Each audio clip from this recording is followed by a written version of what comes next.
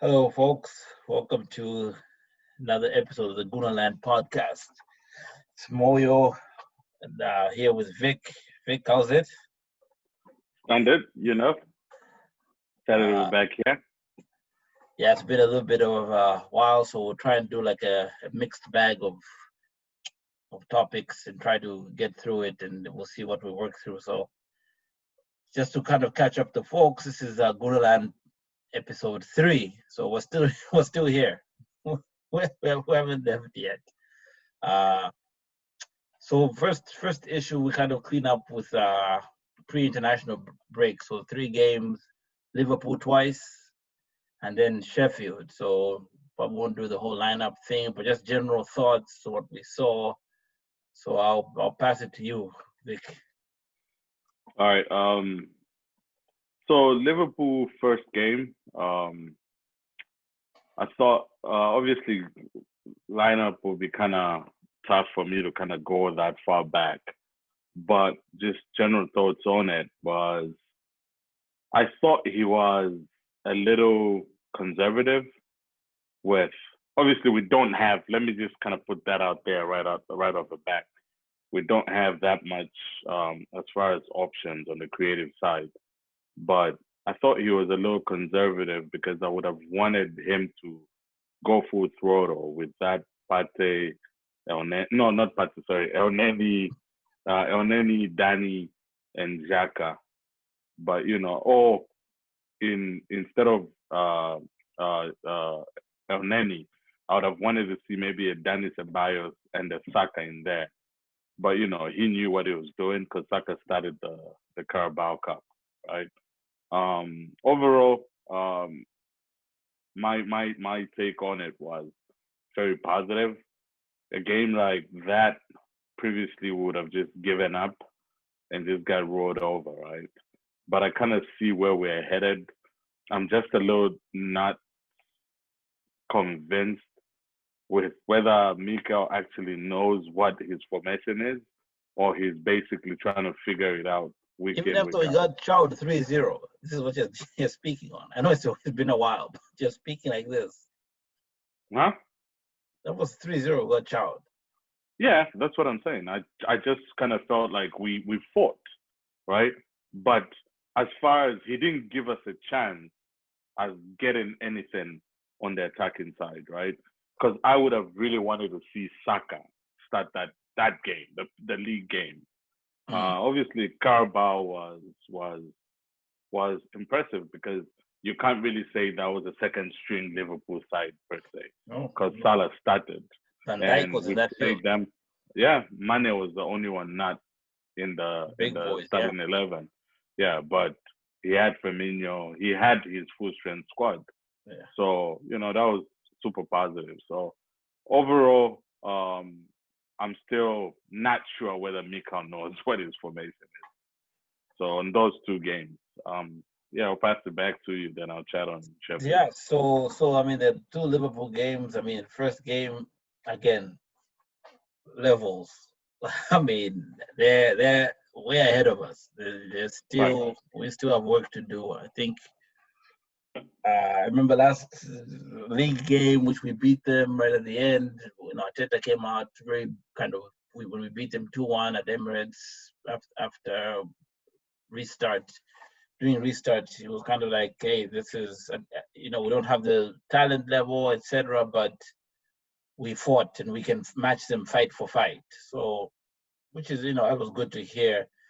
I think there was a bit of that, but the talent, the gulf is clear. So that's what kind of I got from Liverpool League game. I did feel a little bit bad about that Jota goal at the end. It just felt like it was unnecessary. It was an Yeah. unnecessary 2-0 seemed like, yeah, that was legit. That third one just made it sound look like it wasn't. Yeah. So I'll give you credit, say, yeah, you're right.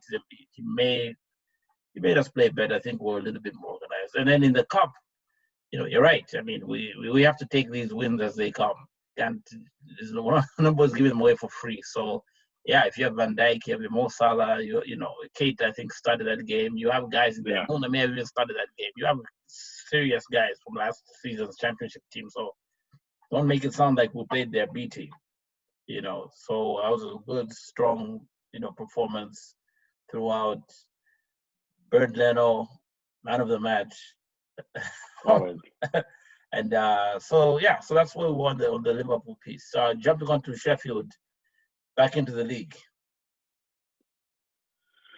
I didn't like how Oli McBurney and McGodrick were kind of trying to bully Gabriel, right?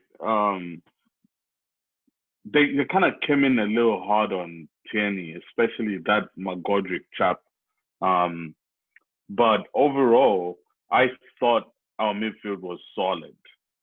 I kind of saw there, I started thinking, okay, maybe I still had hope that maybe with a Partey addition and having Xhaka, Danny, and Partey, kind of situation, we could pick two that would literally confirm that we can have Ozil playing in that 10. But without that, now we know it's done. Yeah, fast forward, I know we're speaking of a game that's a few weeks past. I don't know what Willian, since that Fulham game, I don't know what Willian is giving us. I don't know if maybe now, especially that he touched on it after the City game, I think we actually gonna see Saka start more games. Pepe probably as well, just because I don't know what we're getting from Willian, because that game he was just gone, and it's been the story the last few weeks. So overall, Sheffield, I would say we did what we had to do. It wasn't pretty, but we got the dub, and that's all that matters. Yeah, dub so big. Yep. Had to go back in time. So I have to go back in damn time.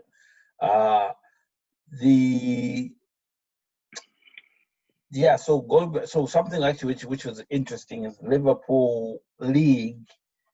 He went Elneny, Xhaka, and then subbed Xhaka out, and Ceballos came on. Ceballos had a bit of, some influence in that game. Second game, Liverpool, he started Xhaka, played the full 90, I think. Yeah. Then Sheffield, it was Ceballos Elneny, which that was eye-opening at that time. It's like, oh. Yeah. And at that time, it was still, thinking who's coming, Hosam Awa, Thomas Partey, what's going on, what's happening. At that time, when that game is being played, we don't really have that. But you could start thinking, is Elneny a kind of a filler for what Thomas Partey is going to do? Now, I don't know, maybe that's a little bit, because Elneny plays very much more defensive. And I think most of the word about Partey has been he's been playing under shackles at Atletico, so he's going to open up here. So we'll see. Anyway, so that's interesting. Fast forward to the Sheffield game. Clearly, we played kind of almost two formations. The first one was the usual kind of back three thing, trying to settle in and do all these weird things. Second half, as soon as Pepe came on, kind of expanded that thing, got the goal. You kind of saw a little bit us kind of opening up and stretching ourselves a little bit. So, the goal which Godric scored, was a kind of a bad defensive error here and there. I think Tierney missed an assignment. Rob Holding came up a bit slow. David Luiz was somewhere different. But result, that again, and this is cliche because everybody has said this. Mikel Arteta said this himself. That's a game we would have definitely tried last season. 100%. If not lost. If not lost, yeah. Definitely. Because they did come in with that whole attitude. They tried. So that's where we were pre-international break. So quick rundown. We've talked about those. So just to keep it chronological, just take a little time to talk transfer window. Thoughts all the way up until Partey after Partey after Partey. After Partey. So transfer window for me was nothing surprising. I honestly didn't see Pate happening just because of how Atleti played it. But obviously, there's a reason why I'm not part of the Arsenal decision-making clique, right? Because they knew what they were doing. So they probably had that number all the way to deadline day. Say, hey, 24 hours to go, we just go straight to La Liga and do the needful, Because Ateta did mention it. Hey, we tried to chat to Atleti. Of course. We made our intentions known that we're not playing ball. Yeah. So it is what it is. So the only one that had me thinking, surely there's a plan if Ozil is clearly in his way out. Surely there's a plan. Don't do that. So honestly, I honestly thought we didn't need, just because I knew we had Ozil in his final year. Please stop. But yeah, so I don't think I can stop chatting about it. I'm over it. I am over it. Believe it or not. I still think we didn't do well as far as trying to kind of see what our options would have been. I don't know who would have gotten, right?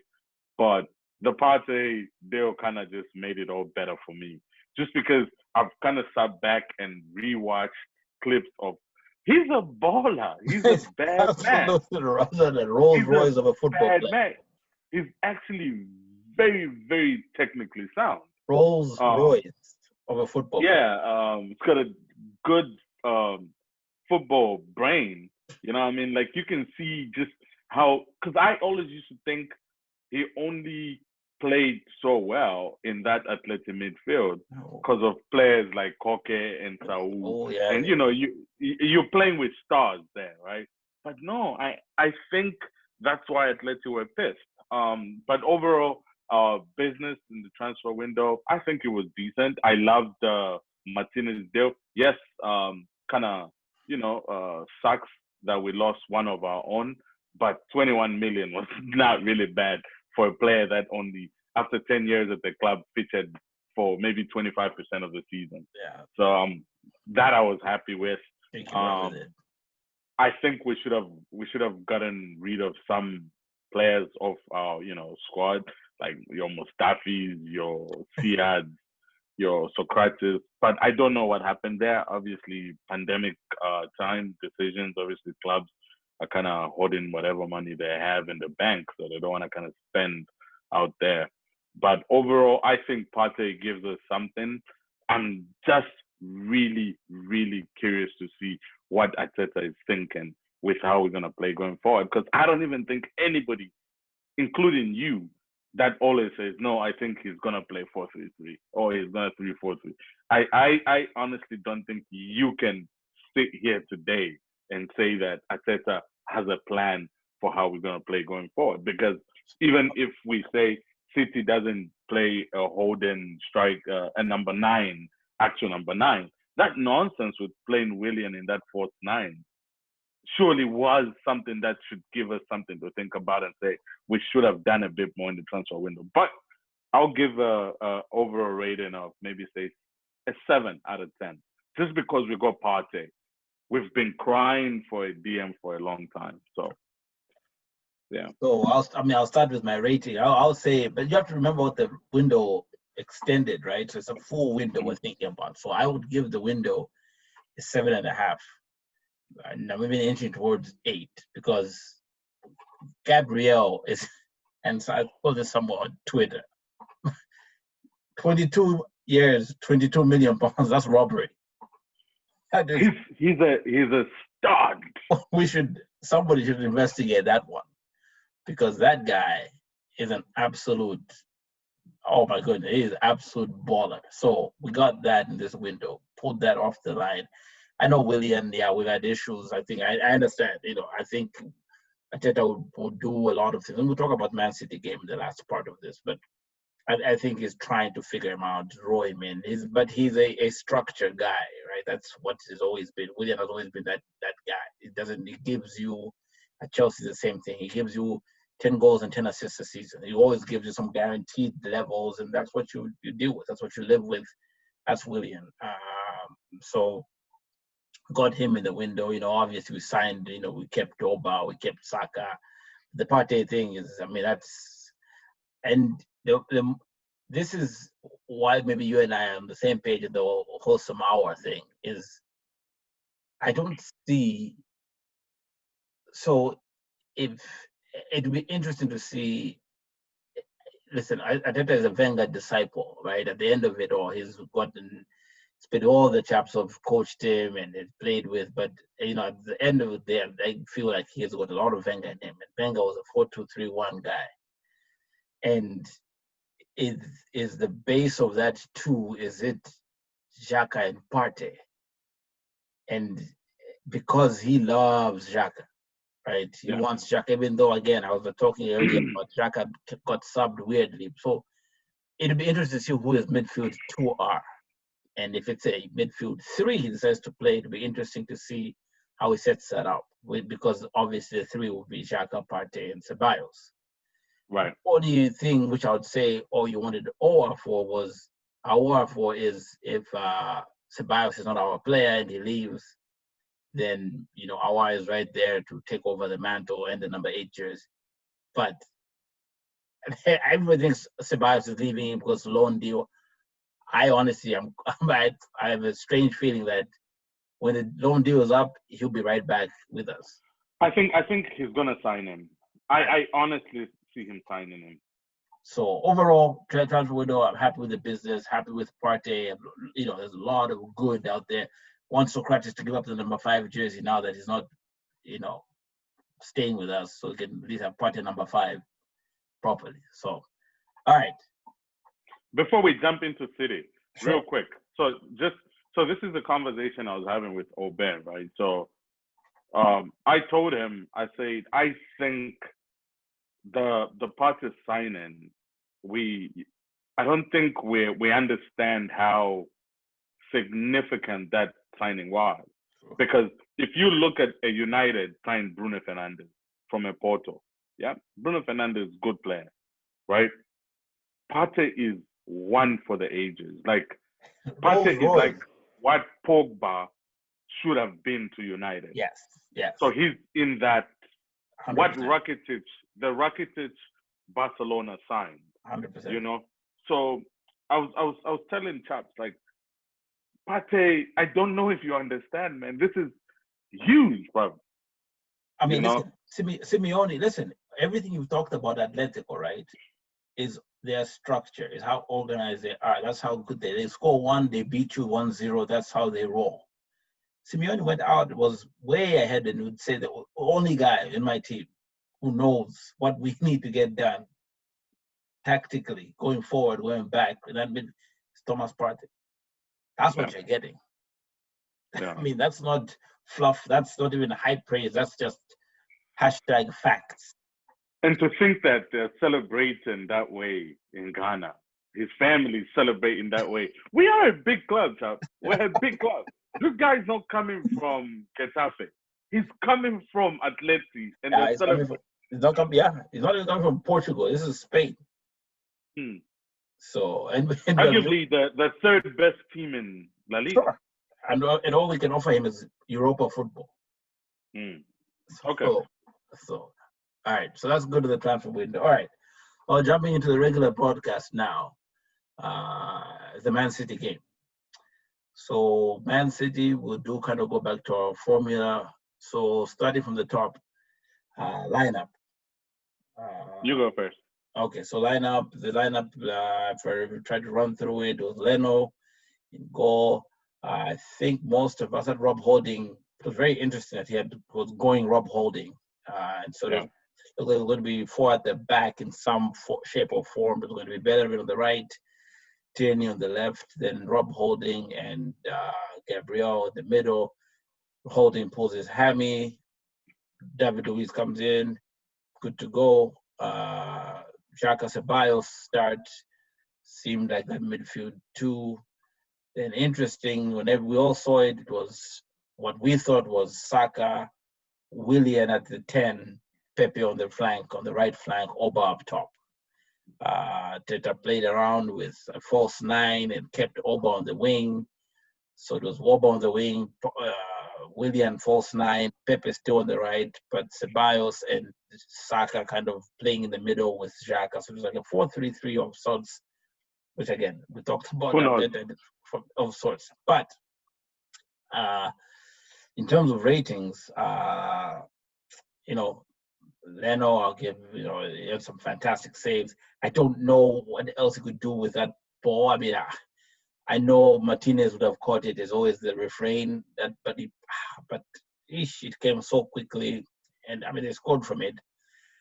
But I don't know. And maybe if you're a type of guy who always looks to catch first, maybe you catch that but anyway, so it's not his fault, saved. Yeah, maybe you could have punched it wider. He does it a lot. Fantastic saves. I think there's a couple of saves. The Foden save, really, really fantastic. So I'll take that. Give him a 7, in a losing effort. Bellerin, up and down through the game, is trying. He's in there. He's committed. That's the one thing I can tell you about Bellerin is committed. So I'll give him a 6. Just because Foden undressed him for the goal. So, or at least one time he undressed him. Left flank Tierney. For that one moment where him and Saka hounded that ball in the second half and got it and tried, and I know Saka, I think, with the ball saved by Ederson. But there was one moment where it was absolutely lost cause, and Tierney just went for it, and Saka joined in. It was like hunting in packs just for that. I mean, that's a 7. That's worthy of a standing. Gabriel, fantastic performance. He's becoming that dude for us. So solid performance. I'll give him a 7.5. David Luiz actually didn't do as bad as he thought. I don't know why he keeps insisting to take free kicks. He needs to take a break from that. But I'll give him a 6. In the midfield, Xhaka, it wasn't as influential. I'm not even a big Xhaka fan, as you know. So, but I needed him to be a little bit more influential than he usually is. I think sometimes we just missed kind of the trick on what he could do. So I'll give him a 5.5. Ceballos works. You put one more player, and that's why I'm excited to see him and Partey in the same midfield. One more player who works like him, I'll give him a 7.5. But I'm a fan. Man of the match, Bukayo Saka. That boy is something. That boy can go, and he needs a run of games. 8.5 for him. Partey on the other side. Pepe on the other side. Sorry. I want to love you, Pepe. I want to love you. I do. But man, you're making it hard on me. So I'll give him a 6. He just needs to figure out what he's trying to do and get with it. Willian, that false 9 thing obviously didn't work for him. So I'll give him a 5. That's probably where he was throughout the game. Probably subbed him way too late.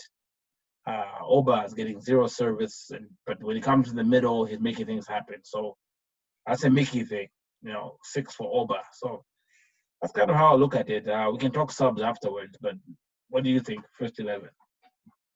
Leno, I don't know who it is you're speaking of that says nonsense about Martinez could have done better, because I honestly think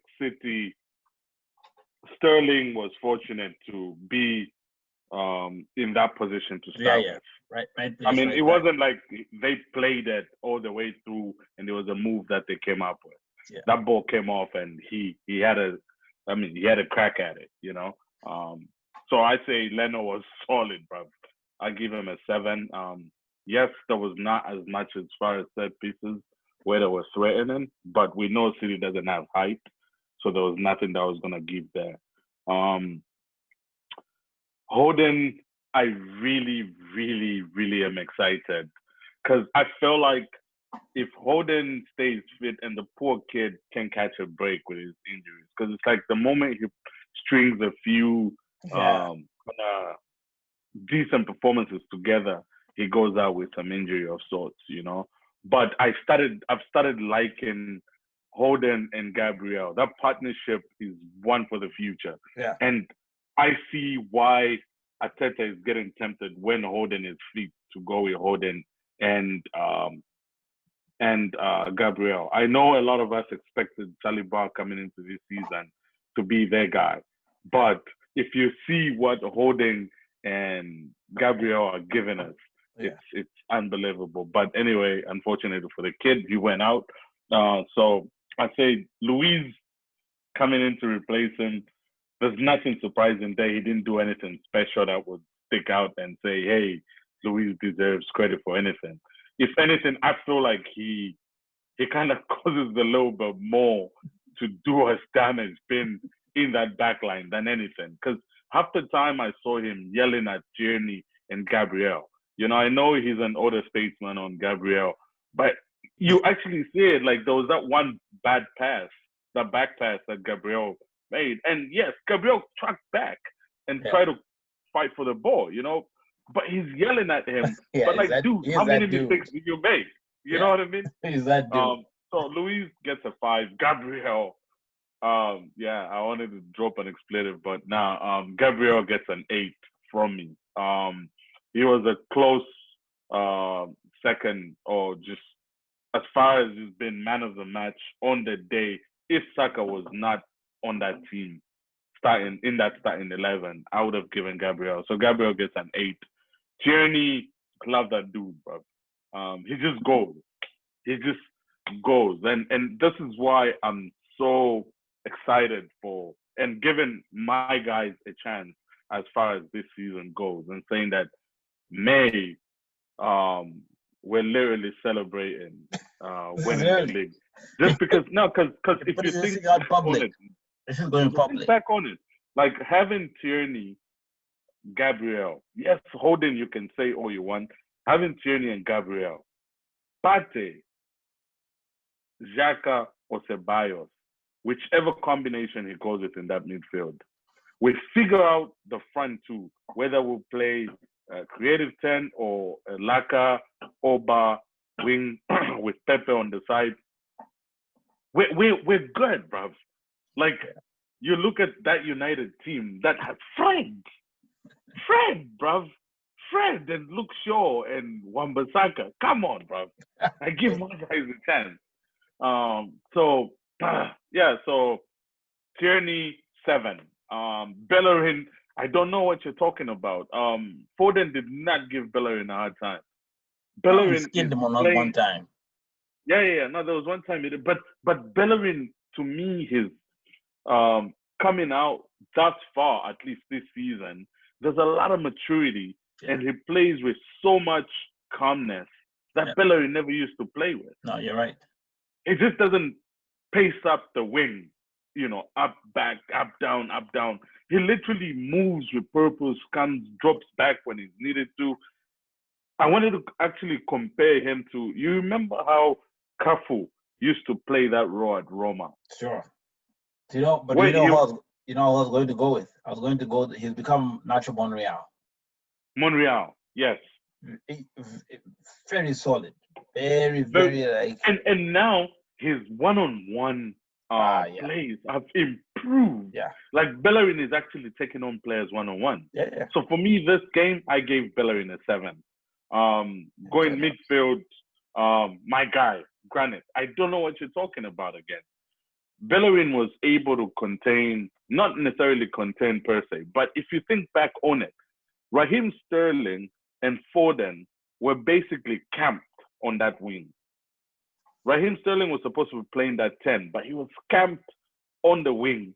And Bellerin like two up top, but it was him and Aguero, but then he was dropping a little bit in.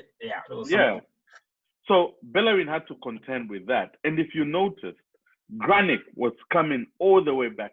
And I kept telling you this. Watch every build-up play that we play from the back door. Granit comes towards Bellerin. Always. Even if Leno has to pass the ball back, Granit always goes towards Bellerin. Bellerin pushes a little forward. Even as we build play. So Granit was a 7 for me. Nothing new. Nothing, did his job. Assured. Gave us everything. You might look at Ozil already. No, come on. The Spanish waiter, I'm loving him. I started losing a bit of confidence in him because I was thinking maybe it was just too much hype. But the boy does all the right things that you would ask for. Works. You know what I mean? He's there disrupting play. Though I'm seeing him more as more of an Iniesta. Bear with me. Initially, I thought he was like a Sergio Busquets, but I love what he does more when he's sitting in that 8th row than what he can do if he's sitting back in the 6th row. I don't know about you. Like I kind of see how he moves wing to wing because he literally can go to Pepe and come this side, meet with Saka, or actually bring it in and meet with Oba somewhere. And then at the same time, he could actually drop back and just back all the time and defend. So I'm liking what I'm seeing, and I'm hoping Arteta's hesitance in I don't know, I can't say hesitance in signing our because we don't know what really happened there. Sure. But I'm hoping, given the numbers he's got right now and the personnel currently on the official list of the Premier League, Ceballos has to move into that 10 row. Not necessarily the 10 row, but that creative role. If you're playing 3 midfielders, if your 3 midfielders are, and I mean, listen, I'll let you finish your lineup ratings, but one thing which which would be interesting to see is... Of course, Kanye. I thought you would let me finish. Go on. On Thursday, it'll be interesting, and we'll talk about this on where we go next. Because this is why he's not like Wenger. He's actually more like Pep. He plays everybody every 3 days. He does not care. Outside of that Carabao Cup game, I'll be very surprised if everybody doesn't travel and he starts testing out what he's trying to do. Meaning he will play his favorite 4-2-3-1, however it's going to look, and that will be our first insight into what he wants to do against Leicester and going forward. So anyway. Yeah. All right. So rating, Ceballos. Yeah, so Ceballos gets a 7.5. For me, he was solid. Gave us that assurance. Obviously, and you could tell that the first half we were a little rattled with how City just started because it was just an onslaught, right? But slowly going into the 35th, 40th minute, we started figuring it out. Yeah. And, Arteta was over there on the touchline yelling this and that. And slowly, you could see that the guys were getting it together. Unfortunately for Oba, I thought, Mickey messed him up there. Yeah. Oba shouldn't have been, he should have played that top position, right? So I gave Xhaka, I gave Ceballos. Willian, if I could possibly just give him a 4 just for the heck of it because he played. He was, and I'm a fan. I'm a huge fan, right? But I'll give him a 4, bro, because really, I'm struggling with Willian. Yeah. I'm really struggling. Pepe, I say 7. I saw flashes of brilliance here and there, but I just feel like Mikel just has to keep playing him. He just needs to keep playing him because I think he'll come around, because now as he plays consistently, he's going to get to a point where he can actually see that, okay, Oba will make that run if I move this way. And we shouldn't forget that the great Big Veng say that foreign players need at least 6 months. So yes, Pepe has been with us for a little while now. Yeah. But no, calm down. But he hasn't really. You can't say he's played for 6 months. Well, he had an injury. He had 3 coaches. Yeah. So I think he's gonna come right. So it was a 7 for me for Pepe. Oba, I'll give him 7 just because he's the skipper and it wasn't his fault. Saka, 9, bruv. I love that boy, man. Oh my goodness. Like he's such a joy to watch. Is it a good time to say that you Nah, don't do that. That you said Saka sucks. Nah, don't do that. I remember some months ago. That's fair to put on the record that this is so that people know when they see this. I don't like that's where you're coming from. But my goodness, we all have one of those days. You know what I mean? But the boy can go. But anyway, yeah. So that's where I was. I rated everybody, didn't I? Yeah. Bench was a bit give or take. It's like I said, came off. I didn't do too much. I think he probably tried to do the whole false 9 thing with him also. Don't know how that worked out. Partey came, touched the boy a few times. I like how when you see pictures online now, it's like party with the ball against Man City. Like I don't remember that move, but it's like the guys like, when did that happen? So that was it. So anyway, that's what we are. Overall, Mickey's. What do you think? Rating for Mickey? I'd say 7, man. No, actually 6.5, because I think he didn't give us a chance to win that game. Whatever he tried didn't work. Yeah. And post-match, in his interview, there was a little soundbite going around on the interwebs where he actually said, "Yeah, with Willian, we're gonna try and see what we can do." A few more times. Yeah. Essentially, to paraphrase, something to allude to that they're going to try that false 9 thing again. Yeah. So but Mickey, like you said, is from the Wenger school of thought, right? So whatever it is, he's trying. He's gonna stick with it. Oh yeah. Until it works, or until it literally costs him his job. Yeah. You know, he looks like he's one of those guys. Definitely, you know that. Yeah. So I think that's why he even signed Willian. There's something that he probably tried at City to say, if we can get a chance and get a Willian to do this, it can work. So yeah, I give him a 6.5, because I just feel like he could have given us a chance to win that game. For the heck of it, start Partey and Ceballos. Yeah. Or Partey, Granit Xhaka, and Ceballos in that creative role. Yeah, I mean, look, if we take a step back and think guys who've come in made impacts. If I'm looking at Klopp, because when Klopp walked into Liverpool, I don't think it was a cultural issue with the club. I think the club was still the club. They'd fallen on hard times, but they had some talent, and they just didn't have great managers per se. Right. So it was a matter of. Are you saying Rodgers is not a great man now? Exactly. So, but that's when you think about it, right? So they had like good teams. They couldn't make it, but they're good players. So they were a good team, finishing second and that type of thing with Brendan. But it was like Klopp walked into a good situation. You just needed to make, iron sharpen iron type of thing, and it made it even better. What Arteta walked into, when he came and City jammed us 3-0 at Emirates, he was like looking around and saying, man, this is not the place I left. So he's definitely doing this culture shift thing and trying to figure out, make sure. So I think we're almost there where it's like, okay, at least guys, now know, especially, now we can bring this up now. The Ozil was not playing again for Arsenal. That's it. And, sad, man. Sad ending. Yeah. And, whatever he did, whatever, we can try to speculate and all that stuff. But it does feel like one of the parties involved should have been able to resolve it. Meaning, if, let's say it is the owners who are throwing down an edict to Mikel Arteta, don't pay that guy because of whatever reason. And it's like, okay. Which I don't think Arteta doesn't. I know people say, "Oh, new job, so you do anything you want." He just does not strike me as that type of guy. Mm. And at this stage, he has done enough, even less than a year at Arsenal, for Rangers and Everton to come to think about him.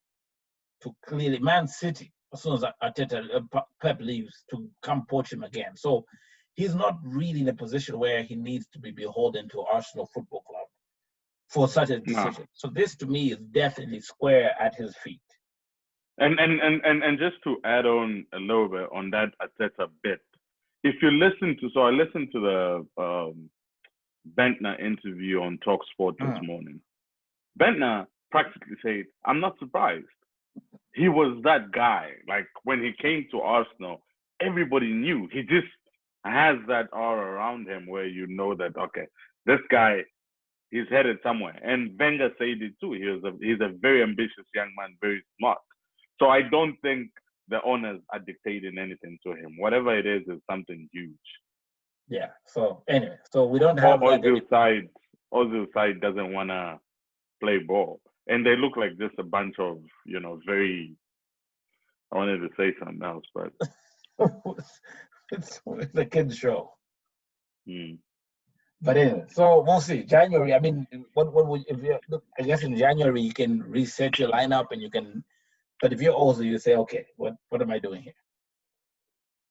You know, and when you think about it, you know, when you think, and we don't want to belabor the Ozil point, but when you think about it, if you're in training and you're Oba, yeah, Bishaka, yeah, Pate, yeah, Pepe, you're seeing, and this guy is coming and he's just rinsing you guys consistently. One of you has to go knock on Ateta's door and say, Chief, that guy is just banged another hat trick at training. He's unplayable on this field. You have to get him into the squad. Yeah. But so, you know, they don't have the fear where they can't negotiate contracts and everything. And Ateta was there. It's not like, come on, if this guy is doing these things in training,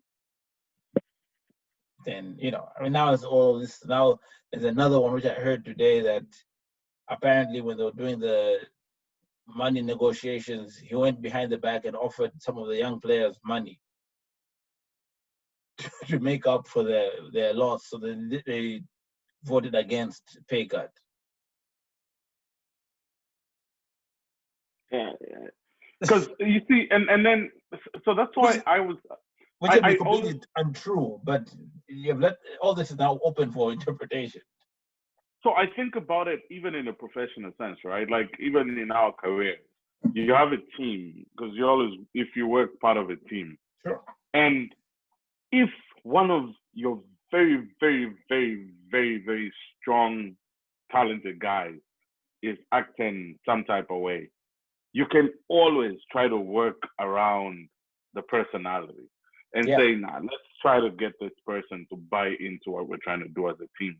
So for me, it strikes me as even his teammates have checked out to say, Chap is a problem. And Asen is very good at what he says. He didn't say, no, Ozil deserves to play. And people took it out of context. Yeah. Asen said, Arteta needs to find a way. But the number one thing he needs to do is get a hold of that team. Yeah. Ozil is not a bad guy or what everybody is making him out to be. So Asen knows what is going on, obviously, because they talk. Probably him, Ozil. So I think it's one of those things where Asen at one end is saying, you need to actually be the manager, make out. But Ozil might have done something wrong. But Asen won't say that. But Asen will come and defend Ozil and say, no, he's not a bad person. Yeah. You see, but that's how far he went. You know what I mean? Yeah. So I'm with you. If there was something where the teammates, Oba as the captain would probably easily go to Arteta and say, Mikal, come on. You know we're getting battered, yeah. We can't create anything. We're trying, and I know that we love the system. But and look, and if you told Ozil to play the false nine and he said, no, I don't want to play false nine. I don't think it's got anything to do with playing. So some of those things that are out, out on the interwebs with, the story you heard today kind of makes sense, because we can't sit here and think that, all of a sudden our skipper is the same. Our skipper can also be a prick. He did it to Dortmund. Of course. So we know that whatever it is, I think is beyond any of his teammates even sticking up. Beyond the pale. Yeah, Siad is his boy. And Siad proudly plays and celebrates, begins Mikel Arteta a high five. Yeah, that's his boy. That boy almost died for him.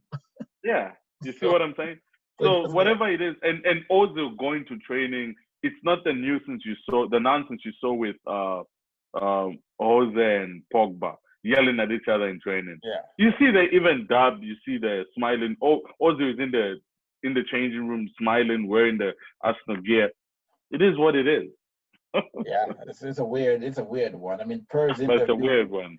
Per's interview touched on it a little bit. Said no, marriage has changed a little bit. I don't know. You saw Per's interview. No, I haven't actually. Yeah, I had a German interview, but it was basically just talking about, it's a kind of a sad situation because, he should be playing. It would be good, obviously, with somebody like that should be playing. But also, like, he got married in the last year. So there's a bit of an situation like some things going on the personal side, which maybe focus on football is not as much there, but who knows? Listen, so this is where we are. We go forward. That's a tough one. And so it's really sad, man. It is. It's really sad. It is. But we're also being a bit nostalgic when we start thinking at some of the games which we played. When you start thinking like, but I mean, it was playing. It was anyway. No, it's not just that though. We are Arsenal, though. We've never really had these situations with a player, especially a player of his stature. You know what I mean? Right. At the end of the day, Arsene Wenger says, "Take care of this great club we love. Yeah. I love you. Bye bye." Merci, Arsene. So we can't forget the values. No. All right. Okay, where we go from here? This coming, we play Thursday, and we play Sunday. What are you looking for? I'm looking for the three in the middle. Granit, and I'm hoping he tries Elneny, Partey, just to bring Partey in. So I'm hoping he tries Partey, Granit, and Ceballos Thursday against Victoria. Not the whole game, but the Sunday game against Leicester, I'm looking to sing the three again in the middle, Oba at the top, Pepe, and Saka. So the only replacement I'm making is Partey walks in, Seba moves into that role that William played. Yeah, obviously Holding is not fit. So I'm guessing one of these guys should play against. And it's not Sporting; it's Rapid Vienna. Oh, it's Rapid. I thought it was Victoria Spizan. I don't know for some reason. Rapid, I think, is Thursday. Yeah. Where were we supposed to go? Weren't we supposed to go to Sofia? Bulgaria. Well, the one to Sofia. Ludogorets. And the game we missed is the one Ozil did that nonsense. Yeah, we had big plans to go there. But all right. Well, this was good. At least we've done this. You didn't say where we go. Yeah. So where do we go from here? So no, absolutely. So I'm looking. I'm hoping, because I've seen what he's done with other games and with COVID. I know Arteta's thinking has to be. Listen, I have to play. It's Runnerson is not getting any time on. It's Leno. It's Bella, maybe Maitland-Niles at right back, but I would not be surprised if Tierney plays. Gabriel probably one of the defenders will play. I think Mustafi should be back. Either Mustafi or Pablo Mari, one of them should be Mustafi back. made both squads, right? Yeah. So one of them should be back, so which would allow you to see the defender. Partey definitely starts. I'll be surprised if he doesn't. It depends who he partners is. I think Oneni will probably end up partnering Partey in some weird way, from just so he gets game time, because Oneni is being a good servant. And they'll probably bring on one of Xhaka, Ceballos if it gets a bit tricky. Yeah. But then I think you do go. Alaka and Nketiah have not started, so probably one of them has to start. And probably Nketiah starts against Rapid. I think Pepe will play because Pepe keeps needing games. Probably keep Oba on the flank, and probably Saka somewhere in the middle. So that's probably what it's looking like. And Leicester, I think, is going to kind of get a little bit more back to that 4-3-3. Or maybe 4-2-3-1, but with Oba at the top. I think Oba will definitely be at the top for Leicester. That's how I think. And I'm looking for wins. I'm looking for 2 wins. Wouldn't it be something if the only 4 games we lose this season are Liverpool home and away and Man City home and away, and then we just win all the other remaining games? I think we don't lose because we lost at Anfield. Yeah, and at Etihad. I don't think we lose at home, both. No. We're different now. We're not some. Yeah. You don't just turn us over anymore. So the Liverpool game aside, the City game, Arteta didn't give us a chance to win. Correct. And I'm sure in his quiet moments he knows that. I just don't know. Yeah. He's arrogant, so I don't know if he can realize that. But I He think didn't give us a chance to win. in his quiet moments when he watches that again, he's like, man, if I just had released the shackles a little bit more here, Yeah. it would have been something. So That team without De Bruyne, that team was there for the taking. City were there for the taking. And there were moments you could see, especially when Tierney and Saka were linking up. Frank. Yeah. So, all right, we did well. Good convo. We'll start Mondays, and then Mondays will be our official day. But this was good. At least we pushed through. Yeah, we did. GoonerLand podcast lives. RP to the greatest. May his soul rest in peace. Yeah. All right, bro. Be good. All right, bro. Yep.